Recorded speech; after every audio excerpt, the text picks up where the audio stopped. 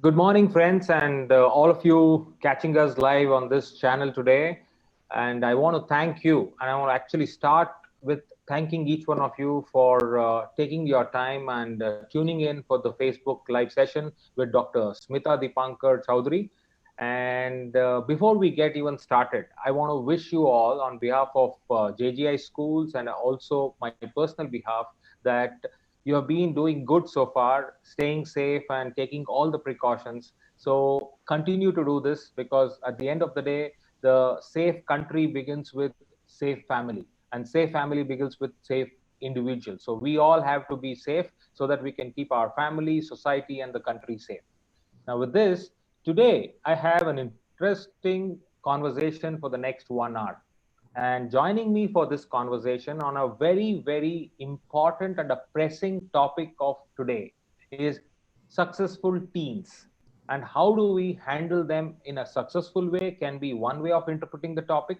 But how do teens, that is our children, get success with their lives in 2020 and beyond 2020? Now, that's the whole conversation. And no better person than Mumbai's first teen wisdom certified teen coach or life coach for teens, Dr. Smita Dipankar Chowdhury, is joining us.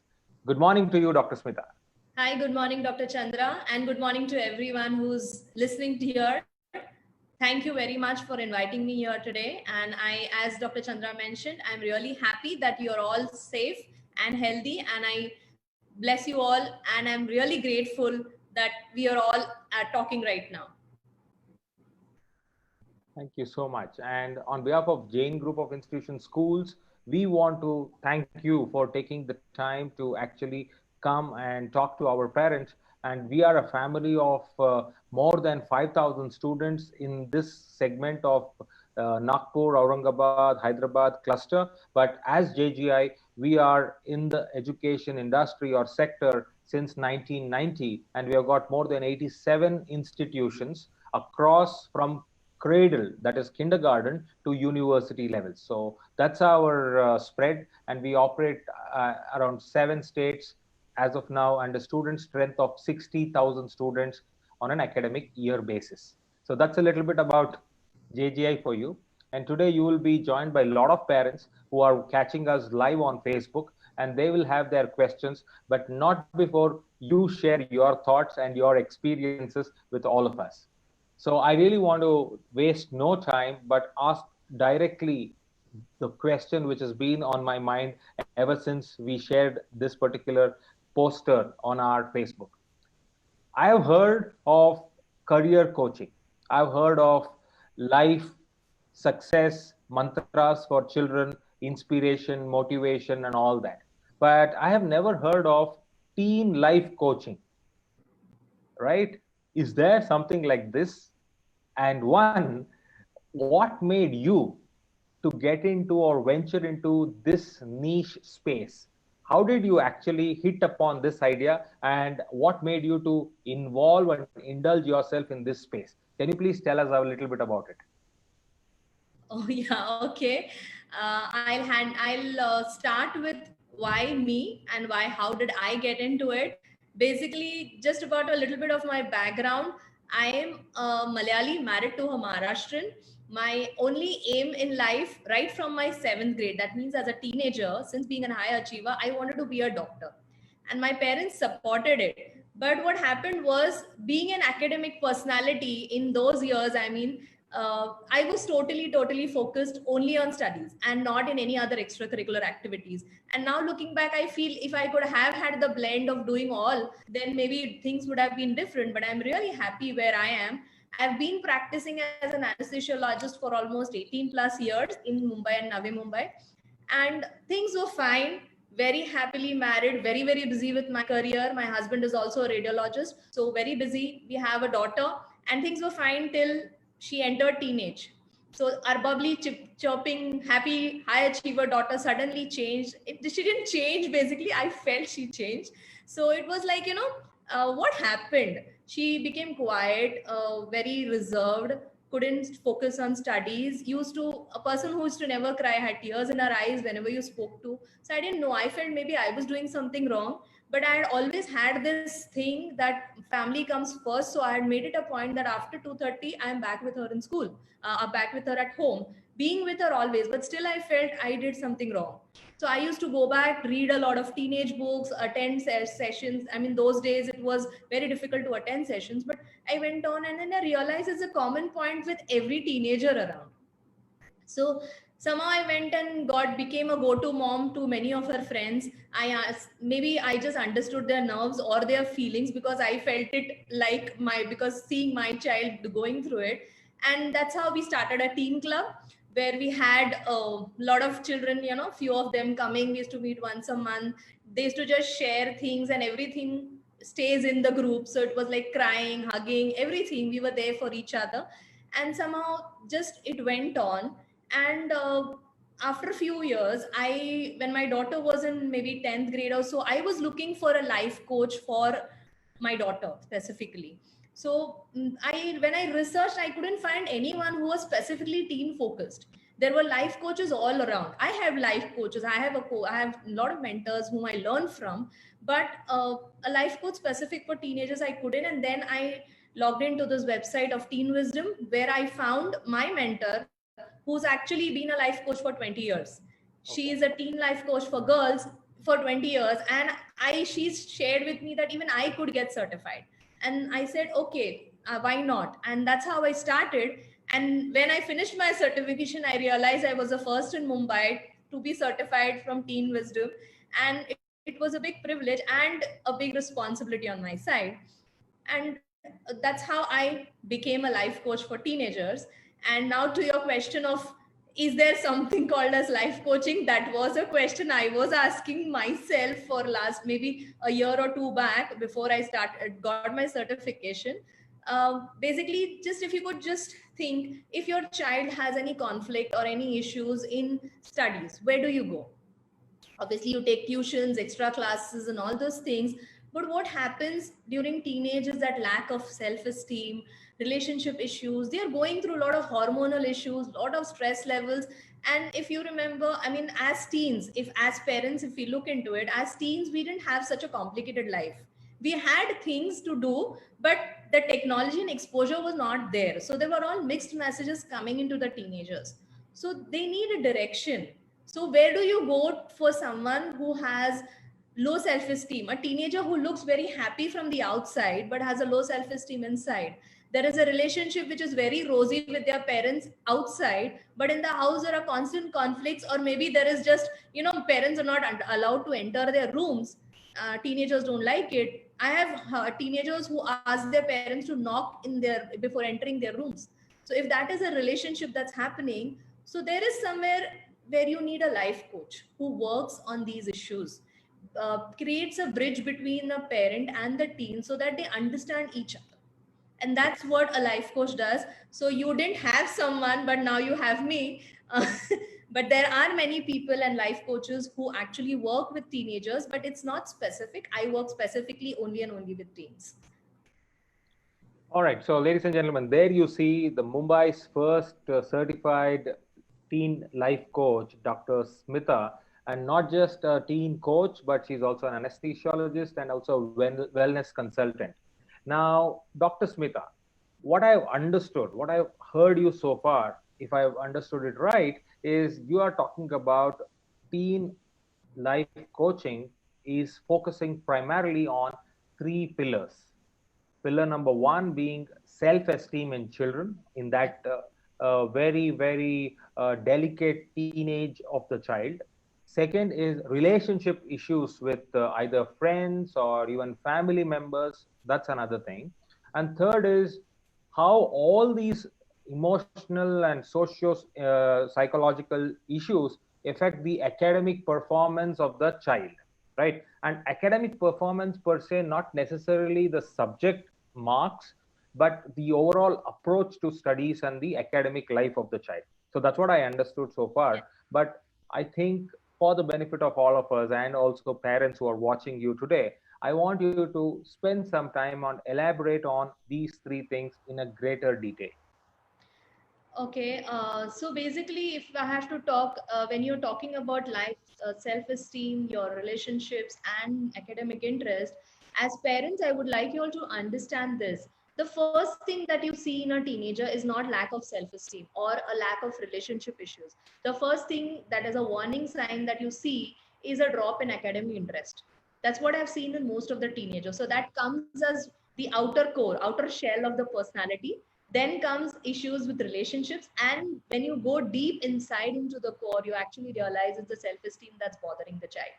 So if I have to talk about only academic interest, but if I am maybe, will it be okay if I share some case studies of people without, I will, obviously I am in confidentiality, I will not share the names, but that will be easier for you to understand. So it will be an example, maybe it's, there's this boy who had anger issues, a lot of anger issues, was in the 10th grade and didn't realize, didn't know what's happening.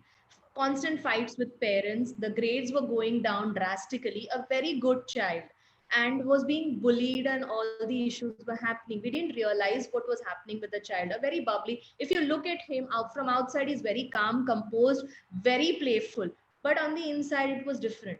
And we just, when I just spoke to him, the first thing that I normally do is something called as a brain dump exercise with a child, where they actually share everything that comes. So in life coaching per se, I don't teach. It's 90% of them talking. I just listen, listen, listen, listen, and listen. So just doing that, it was, yeah.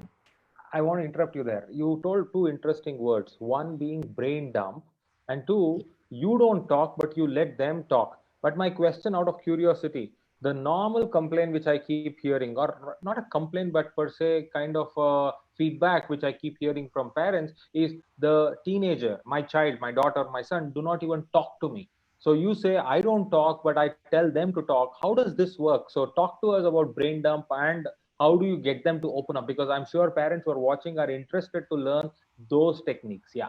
Yeah. So basically, it's just brain dump is a technique which I've been using since a very long period of time. Where whenever I feel sad or upset, or even I have to think, I just write. I just write, write, write, write till I'm empty here inside my heart, and my brain is empty. That's the way it is. So children don't like to write. So many of them just talk. I just said, the only sentence I say, I want to know everything about you, right from the time you were born. And they just say, I just say, huh, okay, okay, okay. So you just have to say, oh, okay, oh, that's, I mean, these small syllables, just single words, they actually instigate them to just talk, talk, talk, because they are uninterrupted. The problem with we parents have normally, even I am a culprit, I still do it many a times with my teenager. But it's like when they start talking, we just start giving advice. Oh no, you should have done this, or we just keep interrupting them, and they don't like to be interrupted. Once they interrupt, the flow of thoughts is gone and they don't speak. So you can just, when you want the teenagers to talk to you, it's a common thing. They should feel that they are heard. So that's what it is. And brain dump really works like that. So I have a lot of teens who actually do those things, and they're empty on the first go. So Okay. that's what happened with that boy. I didn't expect him to open up on the first coaching session itself, but he just opened up, and you won't believe, I had my session is for 1 hour, but we ended up talking for 2.5 hours. So Wow. I just waited, and you can never see, it was like tears coming out of the boy and didn't know what's happening. But it was just felt empty. And in the second session onwards, we worked on few sheets with the issues that he was having with parents, and then we came to know that he was being bullied in class. His friends, best friends, he couldn't trust them, whether they were talking behind his back, did not know. And that is the reason why all the academics were coming down. So those things worked out, and things changed, and within in 5 weeks we could see drastic change. He's done his 10th grade exams long back. Results are out, and really scored really well. He gave his exams, by the way. He was among those people who had to give the exams. So that's how it is. But that's where you work on a mixture of everything. The self-esteem got cleared, and automatically relationships improved, and then it affected the academic grades. But what we do normally is, when there is an problem in the academic grades, you end up taking a tuition, and the tuition teacher bombards again, study, study, study, where the child has other issues. So maybe you could take out patient time and sit with the child and ask what happened. So this is one case study. There's another one which recently happened to me. A child who actually when attended few of my webinars and just said that I hit with that line when you said that I feel lonely, no one cares for me, and nobody feels that I ever exist. I mean, even if I'm there around, and this coming out of a child who has a very happy, caring family, but I didn't expect that to be said by that child. And after 5 weeks of sessions with her, she actually told me, I'm telling you this, I wouldn't have said it ever. I thought starting with you, I would have never opened up, because I've gone to a lot of school counselors and I have always felt they never get me. They never understand. And I did not do anything. I was just listening to her for all the sessions. Few tips and tricks here and there, building on the self-esteem, creating affirmations for the child so that they talk, and in the way that is customized. Some are visual, some are some like to listen, some like to write. So that's how we worked up. And she said, you know what? Now I feel I can do something. I am somebody. And that was like, oh, thank God. At least I am happy that I could help. So that loss of identity comes back, when they have this conversation with you, the loss of identity basically comes back. That's what I'm seeing whenever you are giving me these case studies. Yes, absolutely. Yeah. Okay. So, this is interesting actually, because when you speak of brain dump, when you speak of, brain dump in your terminology is nothing but journal writing for us, where we keep writing down whatever we want. And that was a good habit back then. But today, as you rightly said, with a lot of distraction and availability of technology, people prefer to text, or people prefer to record video logs or audio logs, or somebody there available, they would like to dump all their feelings and vent out, which is fair enough. Yeah. What I also understand from the way you spoke is, majority of the time it is interlinked. So self-esteem is interlinked to the relationship issue, and relationship is interlinked to the final academic performance. And what is more important is, while these interlinkages do exist, the real problem or the challenge for all of us in our own lives is we try to give band-aid solutions to consequences or to symptoms rather than going little more deeper. So one is, okay, you can fix it quickly and then move on. But then I want to look at the other side. If you keep fixing quickly, like using band-aid solutions, is there long-term harm on the child mind as well as on the child's ability to deal with life? Because I want you to spend some time on that, because I'm sure that's your area of expertise too. Yeah, absolutely. So the thing that happens is that if the child just keeps saying, they just don't converse with parents, or they feel, I think many of the parents here would agree that every time you say something, the child says, you can't understand, you will never get it. Okay, so that's there. But the thing is that it keeps happening and happening over and over again, and then they end up getting into people whom they don't know. So social media now is like they can just access anybody. It's like Instagram, Snapchats, Facebooks, everywhere. They just get into wrong company. Maybe they're actually, the only problem with the teenagers is that they just miss something called as an emotional tank. It's empty. They need love. As a child, we pamper our children with a lot of love, and suddenly they enter into teenage. I don't know what happens to us. We said, you are an adult now, and you give mixed messages. You're a child, you do this, why you're behaving this. So they don't know, and then suddenly you treat them like adults when they are actually not. So way of expressing love changes for us, and they miss it. And so they try to find love in other places. It's not a relationship or a dating love or something that we're talking about. It's about friendships. In friends, they find that connection because they're in the same boat. So they try to bond with each other. But what happens is there they can end up into wrong friendships. They can have peer pressures, to be anti against parents. They can end up into drugs, alcohol, have a lot of risky behaviors. And it's not their problem. It's basically they have something called the frontal cortex, which is not developed, which is decision making brain. You can go and check it out. It develops till the age of 6, till the age of 10, and then after 20. So in between, there is no major growth in that. Okay. The decisions they make is because of that. So end up into drug abuse. They can end up into suicidal tendencies. How many of us have heard children committing suicides, going into depression. We feel, many of my people, when I talk about life coaching, many of the parents just say, my child is fine. Oh, I'm so nice, I'm so glad that it wasn't my child who faced this situation. How do you know it's not your child? I didn't know. I had to research, I had to find out whether it is my child, how to work on it. So you have to catch it at the warning signs. If you don't, it's going to be a problem, and then they have problematic adulthood. A lot of addictions, wrong decisions, lack of concentration. They can't stay in a single job. They can't have a stability of jobs. The relationships don't happen. It just, you're just jumping from one relation to the other. They have constant fights with parents. A lot of issues which are specifically related to teenage, which we don't realize. But that's a long time once we realize as adults, and then go back to sort it out, it's difficult. So that's where, because as parents, yes, we understand our kids, but as a life coach, I am a third party who sits on the top and visualize from above, so I can assess the things better. As a parent, I when I'm talking to my teen, I have emotional connect with her. But when I'm my teen also has a different, as a life coach, but it's not me. She shares a lot of things with me, but it's my friend who's life coaching her. So it's that how it works. Because as a parent, I am emotional, I may put in wrong decisions on her head.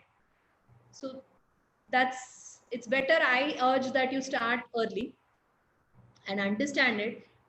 Take a little effort from your side all too. Well, fair enough.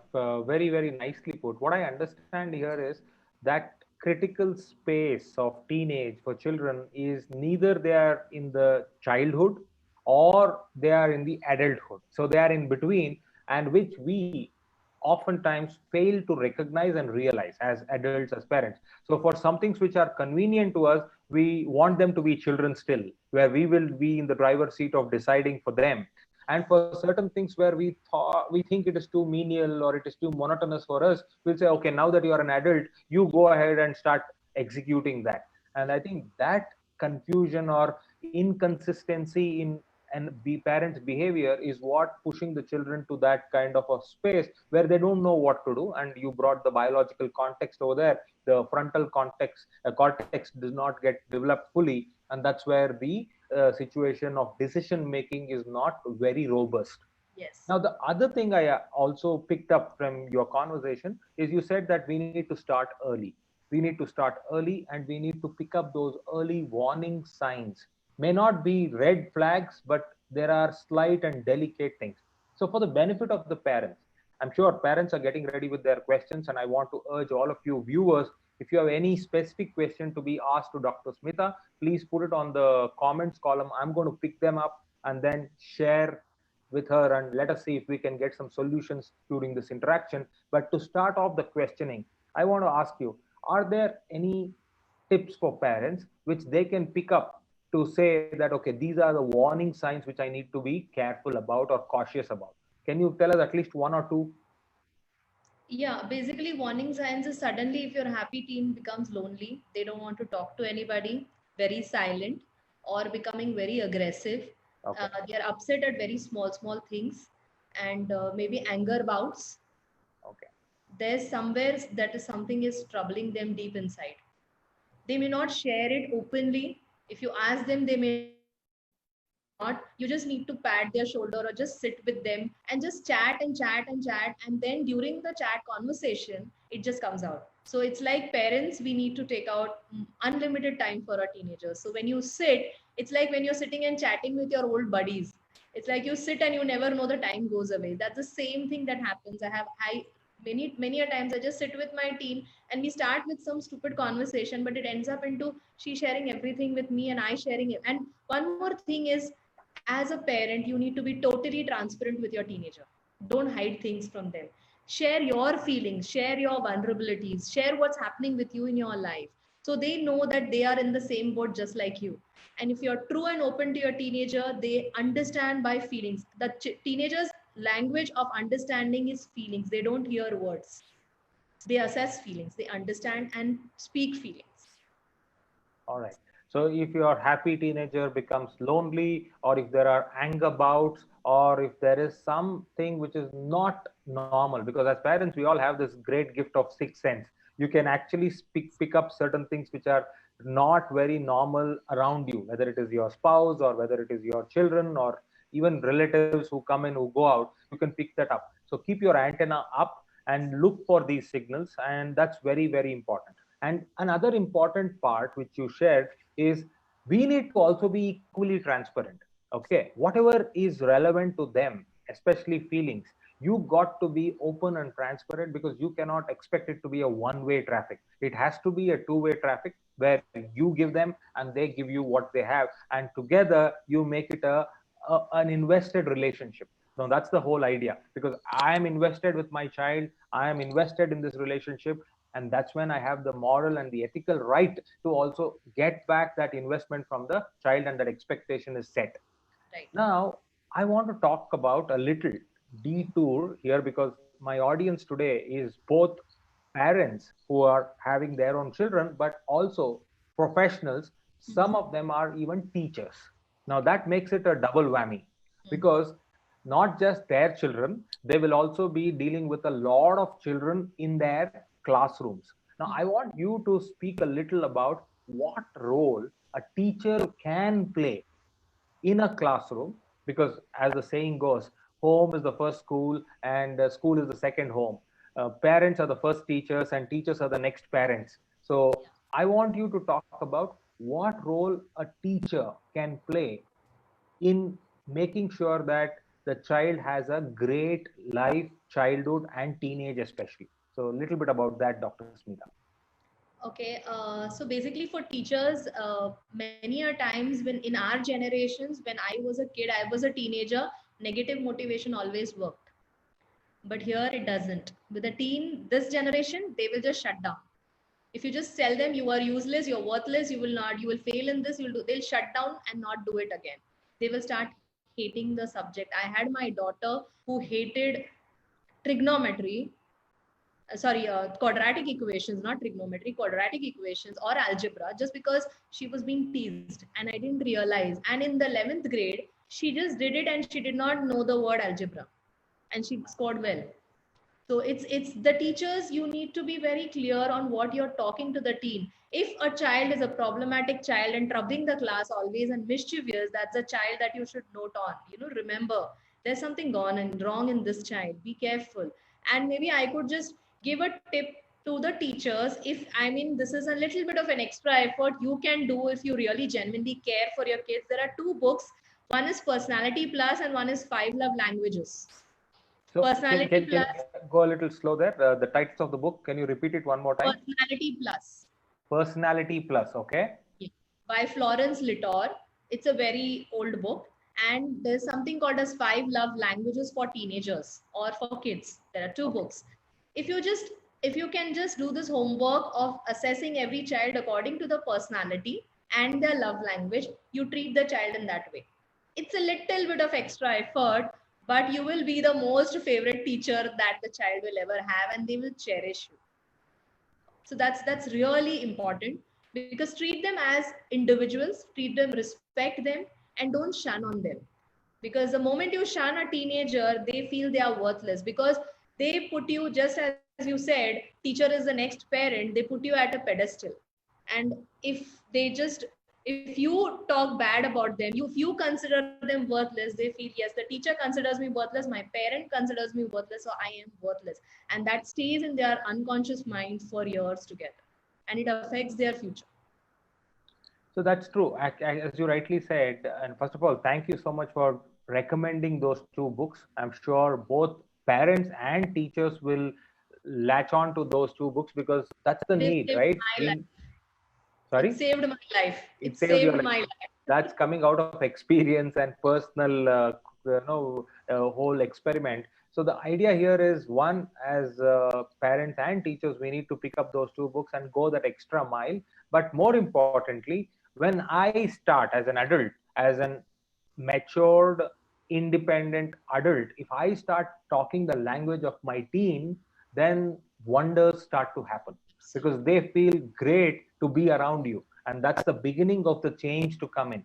So when they start cherishing your presence around them, I think that's the change which we are all talking about. Yeah. I want to take a little pause here. and then go into one of the questions which has come up from the audience so that we can actually take that and answer that. So the question here comes from a lady called Varsha, and she asks, my son is not at all interested in studies. I tried everything what I could. What should we do as parents? How to encourage him? Because nowadays we cannot give pressure to, they will do suicide and all. I'm scared. So this is exactly what I'm reading from the post, but I think you got the essence of it. So maybe you can take a go at that question, Dr. Smita. See, basically, that's 80% of the teenagers I talk to. They said I'm not interested in studies. It's basically, it's not that they are not interested in studies. The technique that they work on in studies may be different.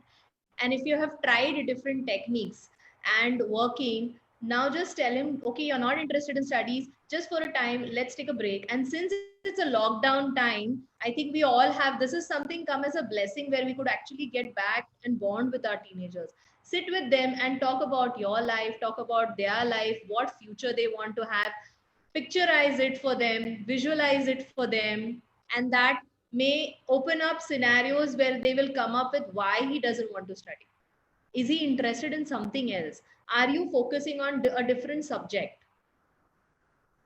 Okay, All right. so it's like you need to open up, because many of the times parents are totally dogmatic. You know, this is exactly what you need to do. Going to the curriculum, you need to become a doctor, an engineer, a CA, or whatever the parent wants the child to be. But maybe the child is interested in something else. You know, my daughter, we are both doctors in the family. The entire people around, they ask us, why isn't your daughter becoming a doctor? Because she's more interested into art, performing arts, a lot of different things.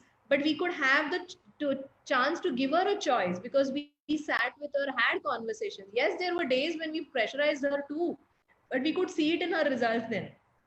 The moment they do things that they like, it's not a specific career or profession that defines them. If you go back and search on the web, you will find successful people have already done 5 6 different professions until and unless they ended up in their passion. I am an anesthesiologist, I am a wellness consultant. Here I am, my passion is life coaching with teenagers.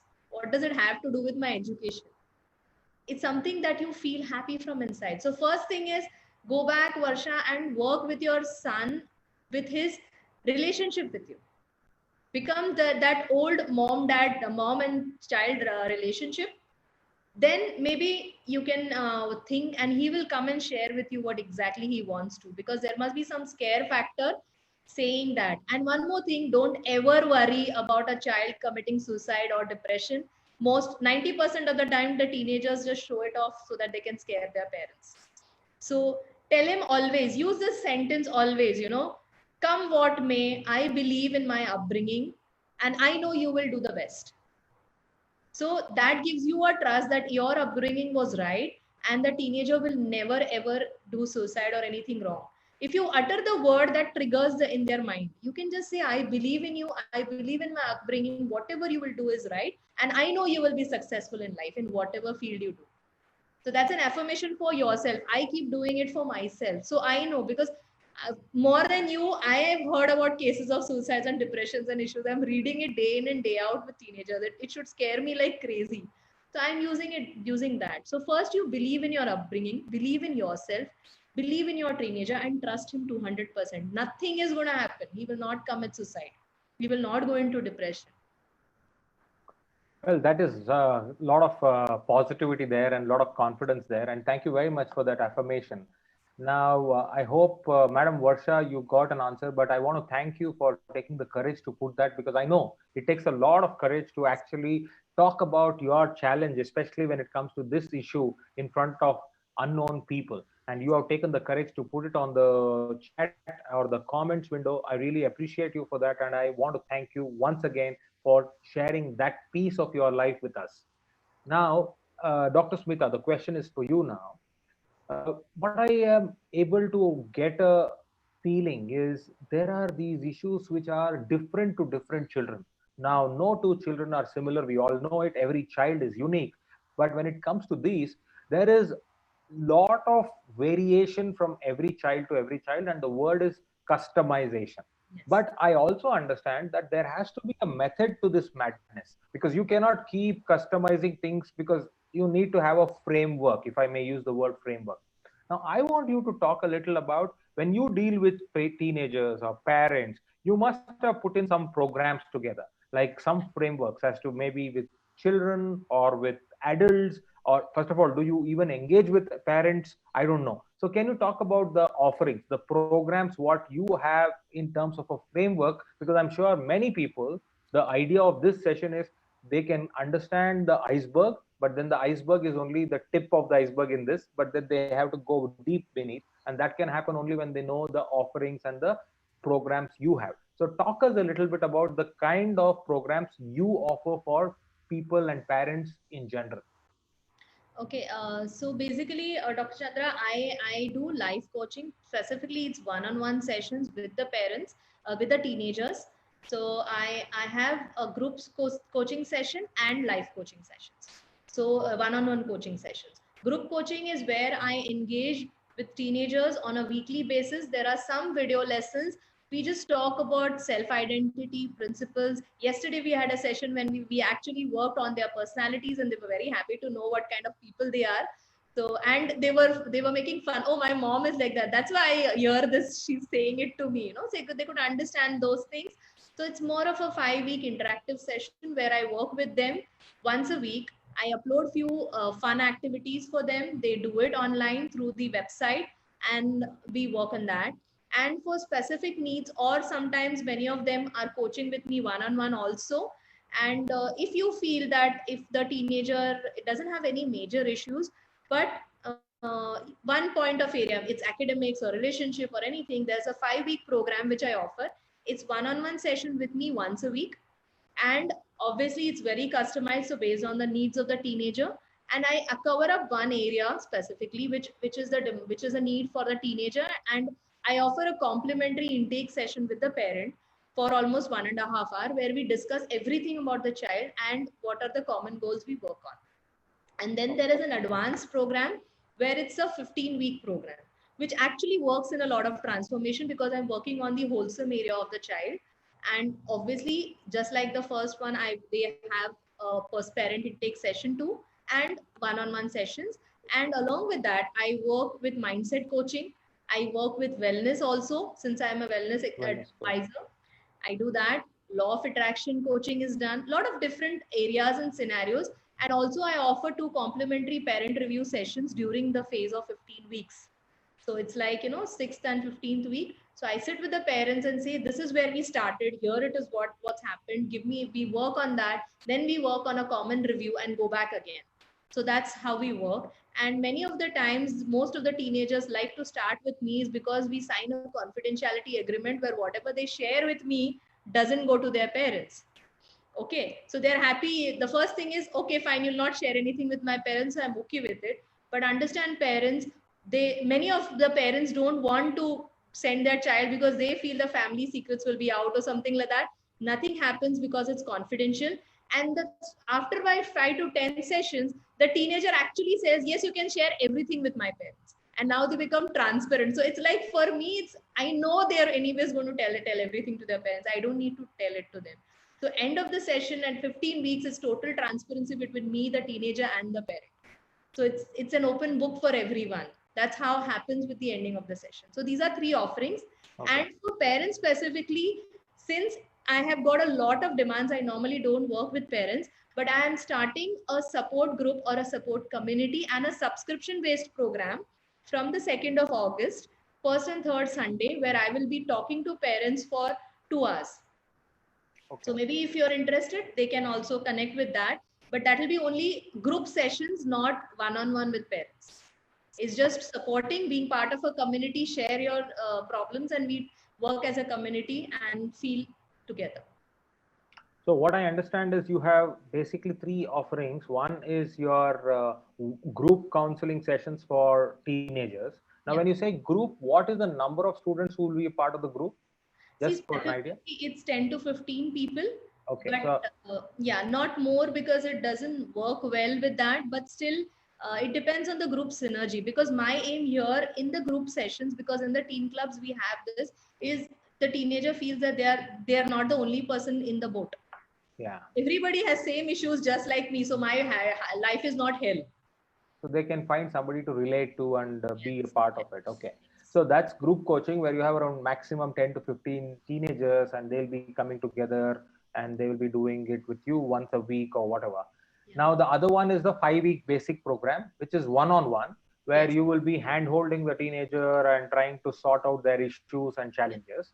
The advanced level of the same one-on-one program is for 15 weeks. Yes. And that's where you actually bring in the transformation for the children at a more deeper level. Yes.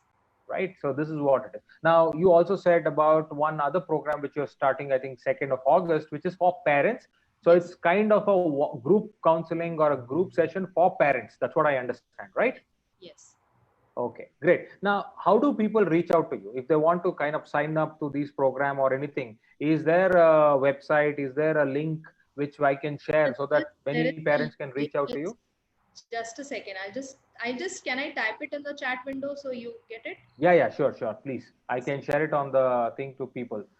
Okay, so the one you have typed on the chat window, whatever you're going to share, that I can share it with people? Yes, Okay, absolutely. so I'm just, give me a second. I will just do that. And one second.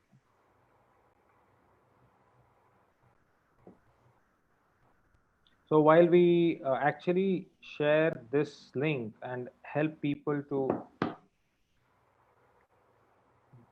take advantage, there is also another question which has come up. Okay, so this is the link. So parents and viewers who are watching, I have just put the link on the comments column of this live episode. So you can actually use that link to reach out to Dr. Smita and have a conversation with her and also understand more about her offerings. So please go back to that link and take it forward. But that being said, let me quickly go to the question. Now, I have a question from Divya. Now, her question to you, Dr. Smita, is as a teacher, she's a teacher. As a teacher, I found today's youngsters are not goal oriented. They take each opportunity to have fun and enjoyment. Very often they get distracted from fancy world. As a teacher, how can I motivate them to involve in constructive work? Okay. See, I know you have a bigger opportunity as a teacher because you have an entire year working with her, with the child. So obviously you need to, and if you have the opportunity and if you're specifically focused with some children, you can actually check with them what exactly do they want in life. Many a times the children share their things with the teacher rather than their parents. So you can sit with them maybe one-on-one or personally if you get the time or for 10 minutes and just think, brainstorm with them the ideas that they want to do and check what way they like to study. Because just like I mentioned, with the different personality traits, there are different ways that they study. So they need to understand. Some are visual, some, as teachers, I mean, I didn't need to tell you all this. They like, some of them just like to brainstorm ideas and they will come up with a new idea. They can be creative. And when they're working with fancy words, you learn those fancy words which they love and you put it on them back. You know what, you wanted to be like this. That requires to start from there, start from the future, what they wanted, that fancy word, pick that up and make their goal, and come back to your situation here and say, you know what, to get this we need to go here, so let's work backward. This happens, and then you come here and then you start from here. So now you have a person who's goal oriented. And some kids just like to have fun, but those kids are called as sanguine characters. You can check in the Personality Plus book. But when they are given small notes, small tasks, one at a time, they can actually build it up very big. Okay. So every child is different, so it's, you need to, if you're really dedicated, I can see from the concern that you have, you really love the children, so you can actually help them do those things. That's right. So I mean, begin with the end in mind is what I could understand Yes, when you said. absolutely. But also you have to be smart. Divya, if you are listening still, I think the answer lies in being an effective listener. Listen to those fancy terminologies which children are using and try to use it to your advantage for their benefit. Now, please understand, you have to use it to your advantage so that you can push your agenda forward, but at the same time for the benefit of the child and no vested interest over there. So I think, yeah, I think she's there, and she already said thank you so much. This helps. So the feedback is instant. So that being said, Dr. Chandra, 1 second. One more yes, tip, yes, Divya. I said use the fancy words, but teens don't like you imitating them. So when okay. you're using the fancy words, be very cautious, because if you say bro and all these teen slangs, they just don't like. They don't like you to be part of them until and unless they give you permission that yeah, it's okay if you say that. So being a life coach, I can't say those words to few of the kids. So they don't like it because they feel you are different. So you need to use it very judiciously. So, well, then I think I need to stop here and ask you, are there a set of do's and don'ts which parents and teachers should understand when they are dealing with children? Because with your experience and the way you deal with people, I'm sure you must have a secret sauce of do's and don'ts for parents, and how can they handle it. So, do you mind taking us through those things? Because Yeah. that is going to be the real value addition for us from this session. I'll just share a screen because I do a lot of webinars where I'm doing this. I'll just share my PPT, Please, please. a short one. Just give me a second. Yeah. Just a second. In fact, what I will do, I will shut off my video so that it will be your video and your slide on the screen for the viewer, so there's no distraction. Okay? Okay, I'm just sharing the screen. Yes, please.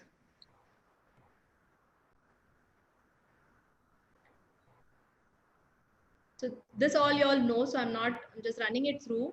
These are the don'ts which I want you all to understand, is that expect that how you have to figure out the teenagers' issues.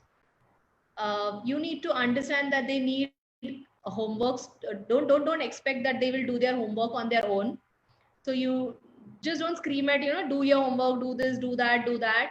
Then stop giving mixed messages. It's like, you are an adult and you are a teenager, you're a kid. So they are confused. That we've already spoken about it. Consider them as an individual, as a young adult, or a person as a different personality. Treat them like a individual, not like, sometimes a kid and sometimes an adult. And don't stop being there for them. It's many a times what happens is the parents actually feel that they teenagers not talking to me, so I just want to leave them alone. Don't do that, because leaving them alone, they will, when they have a vulnerable situation and a scary one, they will not have anyone to share it with. So come what may, whatever happens, if they are angry with you, reconcile with them. If they don't even talk to them, just give them a message, a feeling message that you are always there for them. So whenever they have an issue, they come back. Don't shout, scream, and hit teenagers. Shouting and screaming is basically their hormones are having a jump up and down, and that is why there is a lot of aggression. You don't show those aggressions because your frontal lobes have been settled, developed.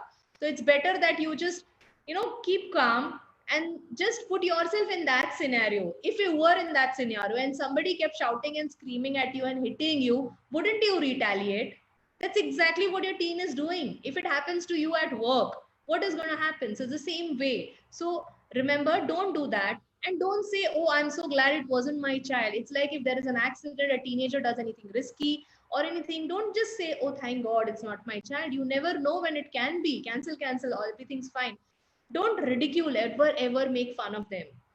Don't judge them because, oh, you did this, that means you must be thinking like this. No, don't judge them. The biggest thing that teenagers don't like is being judged, and that is why they be quiet. They feel if I express an opinion, I'll be judged. Don't be disapproving. Understand and accept things. Don't dismiss their things. If they give a suggestion, oh, you don't understand, you're just a kid, don't do that. Listen to them. Don't overwhelm your teenagers with multiple instructions. They understand one thing at a time. Do this. You are not like this, you are not like that. If you're constantly nagging, just imagine you're just becoming your boss, or a person who's constantly nagging and sitting on your head. Imagine yourself in their place, and don't ever criticize. I started with the don'ts because I want you to leave with the do's in your mind. So this is the do's. Just like I said, put yourself in your teenager's shoes. Think like them. Think as if as teens would how you were. Maybe the traits have come from you. Always be there for them. Always be there for them. And if your teenager cannot plan anything, just you plan the study place, you plan a study schedule, and give them one day at a time. This is what you need to do, this is what I feel you need to do. Don't give orders. And when you're speaking, always say, wow, I'm so proud that you're my child, thank you for choosing me as your parent. That gives them so much of confidence that I am cared for, I am someone important in my parents life. As I said, give them instructions one at a time. You can even do these, if you can't express, write and put praise words, write letters, send praise text messages, just casual, you're the best. You know what, you did that, the way you kept your book was lovely, the way you said this was lovely. Just said that. Speak their love language. So I mentioned about the 5 love languages. You will understand how to speak to them in that language. Work by understanding their personality traits. Some children are fun loving, some children are very systematic, some children are very strong headed. Understand their personality trait and work with them in that way. But first, understand yours and then see how you can blend together. And give them one task at a time. Always appreciate and applaud them for the smallest of the efforts they can take to accomplish things. And you can just remember, make this as your affirmation: my child is unique. And always say, my child is unique and always the best. If you keep saying this, you will not ever compare your child even with your own other second child. You will feel, yes, my child is unique, so every character that they have is unique, everything that they say is unique. So these are few of the do's and the don'ts which I feel will help.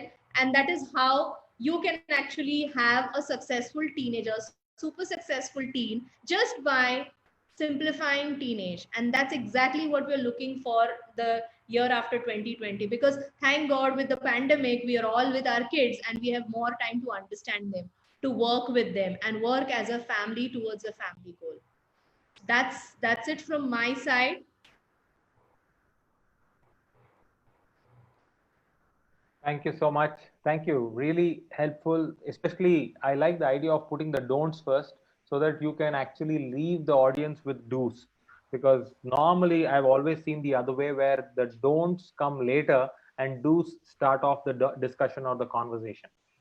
Now, I'm sure the parents and the viewers have got a hold on what is teen life coaching and also what their role is in handling the children in a more effective and a more emotionally charged way. And that way, they can establish a better bond and a better relationship. Now, there are a couple of things which I want to ask you before we actually conclude. Is number one, at what age? At what age? I know the definition of teenage is blurring because today a grade two child can have so much exposure that he can actually give the teenager a run for his or her money, because that's the kind of exposure today children are entering into or already there. And as parents, somewhere I feel we are lagging behind because we don't catch up, and we are always playing that game of I will catch up with you and be upfront with you and all that. So at what age, that's my first question really for you, at what age you think is parents should actually start shifting the gears, that place where you said at the beginning of this conversation that we have been pampering our children and loving them, and suddenly we feel that okay, they are grown up. And what is that age in your experience when you said start early is better for you? What age it should be the time when parents can start being conscious of their role which is changing with their child? Around 11, at Okay. the age of 11 years, basically, because I'm coaching few tweens also who are 9-year-old, 10-year-olds also. So Oh, I okay. know the transformation, and it was they not in there separately, because it's my friends who trusted me and I started the coaching with them. But that's where they transition into it, because now is the time when they're actually, these kids are getting exposed to online learning. Okay. So by default, there are pop-up windows coming up when the YouTube channels are going on. Even in your YouTube Kids or many other places, there are different pop-up windows coming up. You need to constantly watch. So that's the time when you start treating them as adults and teaching them right ways and also working with them. So that's how you start. But since you said the teenage is diminishing or the age is going, I would just like to tell you a recent update. is that now the teenagers is like, teenage is extended up to the age of 22. Wow. Like what they say is the age of 18 to 22 is the most vulnerable right now because they suddenly get freedom. Yeah. Okay. But they are actually the frontal cortex develops only after 20. Okay. So that's being extended. So they say it's young adults because they are adults officially, but actually they are more vulnerable. Yes. Many of They're us, still yeah, in the transition period. yeah, the college, the transition. There were days when we also have gone through these situations, but it's become very vulnerable right now because for them, fitting in is the biggest issue. And when they have that self-esteem and low, then they do anything to any extent to just fit in the company and the group and to decide between right and wrong. I think the language or the word to use the teenagers word is FOMO, fear of missing out. FOMO, yes, The absolutely. FOMO is what will catch up with them, the Yeah. fear of missing out, and that's when the change really brings in. Right. Now, you brought in another point, which was actually my second question, is we all know we are going through pandemic. We all know we are going through certain unprecedented times. And of course, the positive side is we get more family time, we get to spend time with our children. And the flip side is we are all cramped up in our homes. And believe it or not, as much as I loved staying indoors, a little bit of balance between indoors and outdoors is something which is advisable and it is a prescription for good, Absolutely. healthy lifestyle. Now, I want to take advice from you as a teen life coach as to in the pandemic, because this situation is becoming normal, but it is little slow. Maybe by the end of this year, I think we'll be completely back to normal or the new normal as they are calling these days. But what is that role which you think a parent can play sitting in their homes and trying to take care of it? What is that extra thing or extra care they need to take for this unprecedented situation? Any one or two things which parents can use it? See, basically, I would just like to take this as an opportunity to work on a common family goal. Okay. Normally, we don't have family goals. A husband has their own goal, wife has, and the common family goal is like, finances for the house or, other things. Can we just work on a common family goal where the family wants to go together and achieve success together? So work on the principles, what your children want to do. Maybe you can just sit every week, just have fun randomly, just visualizing things. It'll be fun where we could go, fantasize things and Imagine. imagine it and put it on paper, because it's always said when you imagine and put it on paper, it happens. That's how the universe gives it to you. So put that, work towards a family goal. You know what, if you achieve this, I achieve this in office, and mom achieves this, and your child sister achieves this, we will go to this place, a place where is common activities, a place where we all like to do, or we will do this, or we will buy this. Maybe it's a common goal, you work on that, it helps a lot. It actually helps a lot. Instead of discussing the pandemic, discuss how it's going to be your new normal. Okay. What is a new family that you will build up? What's a new thing that you can actually create as your own family? It really helps. It helps you to keep, during this pandemic situation now, I really don't have time to even think about. I'm a doctor. I am in multiple groups. I get so many updates of the COVID situation, but not even single time that thing comes, what happens next. Because I am so focused on working this, because if you keep thinking about the future, what's happening and how it can change your own life, that nothing affects. And if you are a person that keeps you positivity up, no pandemic is going to affect you. It's going to take you to a better future.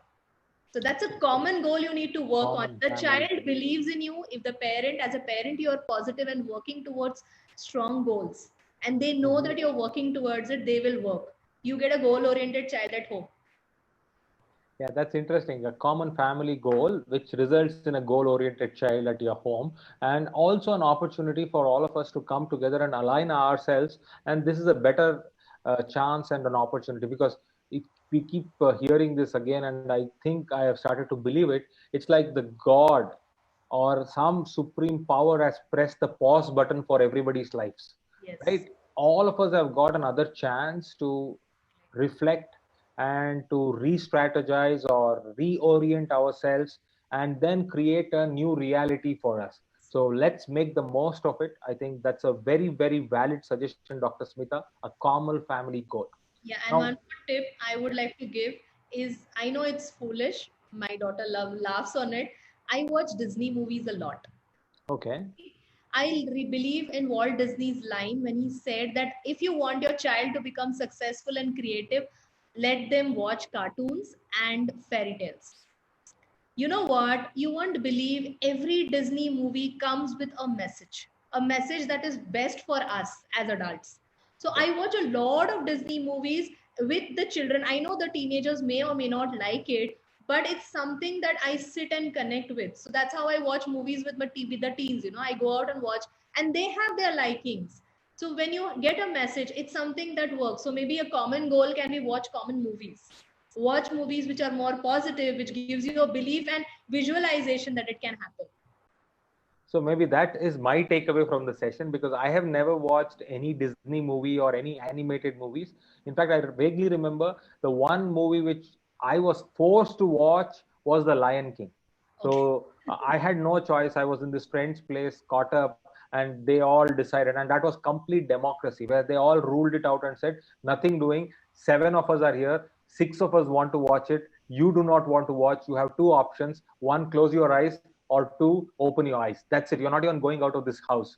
And I had no choice, but I must confess that it was a good movie. I really loved it. I enjoyed it, and I liked the way, as you said, the messages which are for us as even grown-ups are so sweetly integrated into conversations. And the best part is it's light on your mind. It's not heavy. It's not somebody who is there with a beard or with a nice acting skill trying to breathe down your neck. It's a cartoon at the end of the day, so you can always say, oh, okay, it's just that Mowgli, or that Chotu lion or whatever. But then the idea is the message remains with you for life. So I think that's my takeaway, that we will kind of spend time watching Disney movies. And I think all of us have these Hotstar Yes, subscriptions. So Disney now has that, specifically come up with Hotstar. Disney yeah, Hotstar is a set there. Disney and Hotstar, so we can always go back and check into that. Now, the last question before we call it off is, in families, especially in homes, today we have this situation where we have more than one child, the siblings. Now, there are cases where both the children are in their teens or tweens, as you call it, Yeah. but there are cases when sometimes the elder child is in the teenage and the younger one is really not there, maybe below 9 or below 10.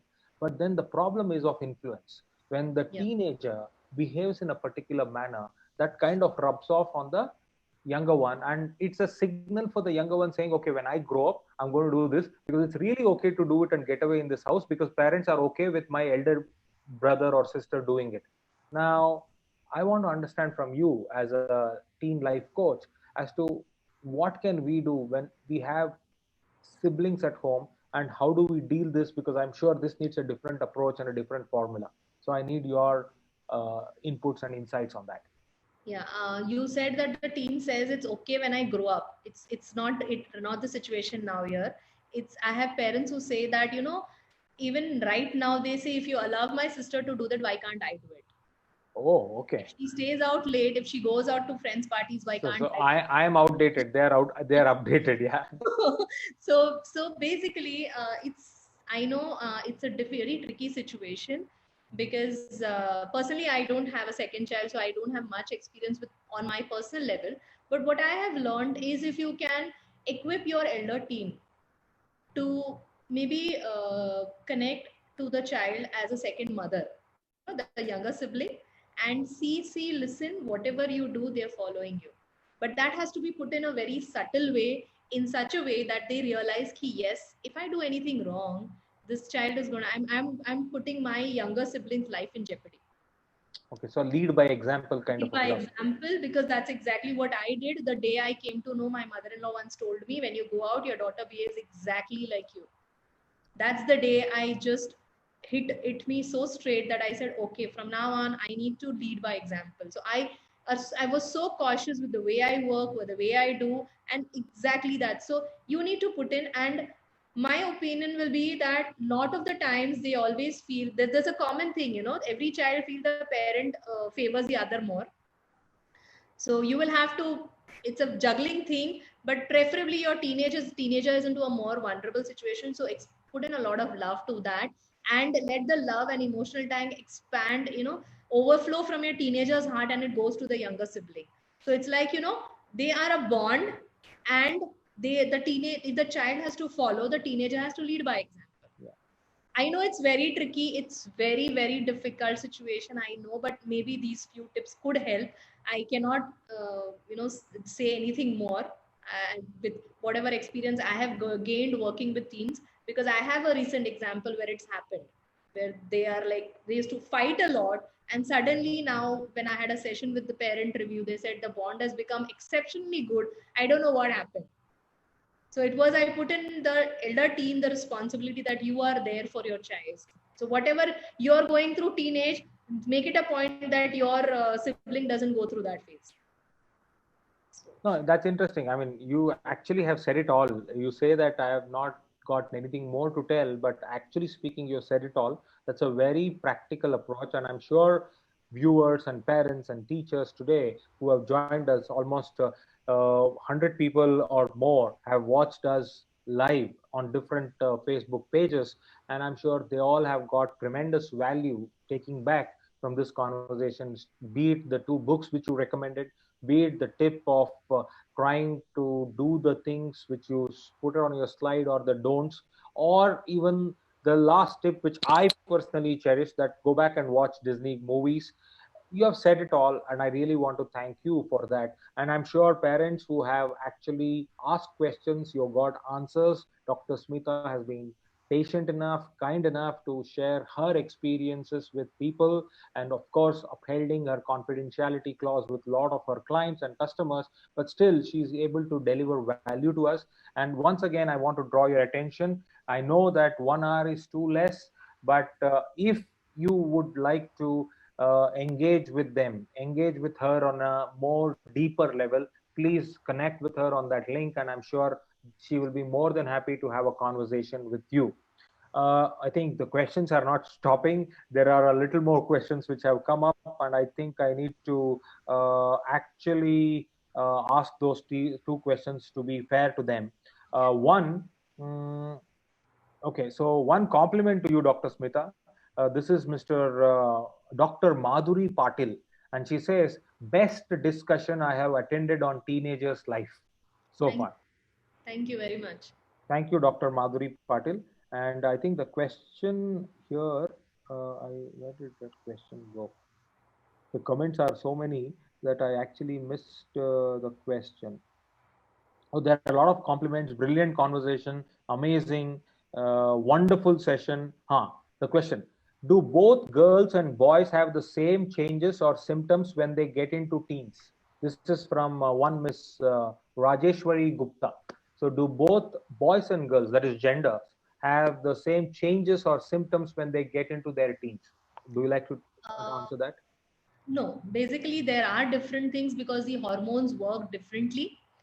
And boys, yes, they become a lot of aggressive, and all the anger bouts and all issues happen with them, but handling them is the same. Okay. Handling is the similar. The only challenge that happens in initially in is in girls, the challenge is more because at when we were kids, like grandparents, our parents and grandparents, we were focused that you are at home, you're not going to do anything. Then it switched to working, being, independent. You're working, supporting your house, supporting your family, but now the girls have to compete with the boys. It's like, it's become a, they're crushed into three different roles. You need to compete with the boys, and you need to be at par with all the people, your peers. You should be good in your studies, and you should be able to take care of the household. So you need to know to cook, you need to know to this. So there are, invariably that old traditional mother will come and say, you need to cook, you need to know this, how are you going to manage your house? So all those things are more added pressure to the child, to the girl, basically. But it's not less for the boys too. They have other issues. They need to be part of the boys group, and majorly, and it's very easy. It's a common trend when men and women, when boys and girls are there. As kids, girls bond with their dads, and the boys bond with their moms. But when they go into their puberty and age group, it should be slightly different more, because boys need a friend. So dads jump into that, and girls also need a friend to understand their perspective. So moms, you need to put in there, and don't favor the boy over the girl, or vice versa. So you need to switch roles sometimes, but it's the handling is the same. Okay. Okay. No, fair enough. I mean, it's an ocean. It cannot be handled in one shot. And as they rightly say, parenting itself is an institution. Yes. So when the child is born, a parent is born. Okay. So and you learn along with your child, and we grow together. So And we never that's the graduate. yeah. You never graduate. There is no convocation. There is no graduation. You are a lifelong learner. So that's how it is. So with this, I want to really thank you. I think we are well past the 12 o'clock. So the conversation took us 13 minutes into the next hour, but nevertheless, we have delivered value. That's what my hope is. And I really want to thank you, Dr. Smita, for taking the time to engage with our audience and also enlighten and enrich us with your insights. Because believe you me, a 1 hour conversation from a person who's a professional and an expert like you is equivalent to having read 4 or 5 books, because at the end of the day that's a theory, but this is real life, and you are giving us interventions which has worked in somebody's life. And somebody wisely said, you don't need to reinvent the wheel as long as you know to move the wheel. Yes. Right, so you get going. So that's the real factor here, and that's the real purpose of these sessions. So thank you so much once again for helping us and for making us understand these tricky nuances of teenage. And I think you will see a lot of people coming back to you. Already I've got personal messages where people have said that how when can we connect, and how do we take it forward. So the link is there for all of you viewers. You can connect with her, register for her programs, and I can personally vouch that she is one person who keeps delivering value right on the top of her priority list. She will not let you or me down, because I have really known her for some time. And then this entire 1 hour conversation is where she has actually exposed you to her in-depth analysis and understanding of this particular speciality or specific area of interest, which is the teenage of your children. So thanks once again, viewers. We will be signing off. We will come back with more sessions sooner, but till then, stay safe and take care of yourself. Dr. Smita, over to you for last words, and then we will sign out. Your last words to the audience. Thank you very much. I am really obliged to be part of it, and really honored to have 100+ people listening to me. I mean, that's really nice. I'm so happy to know that you're concerned for your teenagers. But I would just like to leave you with one simple message. My organization's name is Forever Magical Teens. So it's like every teenager, I believe, is a magician's box. So they have every time it comes out, it's like magic. So believe that each and every teen is a magical personality. They are unique, and join me in my journey of just simplifying teenage, so that their teenage is so simple that they enjoy the process, and you also love the process and you cherish those memories. Thank you very much for having me with you. Thank you. Okay, so one special request is they want you to tell the book's name one more time. So what I will do is, just for the benefit of all of them, you tell the book's name and I'm going to type it so that they will have it recorded. Okay, Yes. so first one is Personality Plus. Personality Plus. Okay, that's the book number 1. Okay. And 5 love languages for teenagers. 5 love languages for teenagers. That's the second book. Yeah. And the link to get together is also added. So I think I've put all of them in the comments column.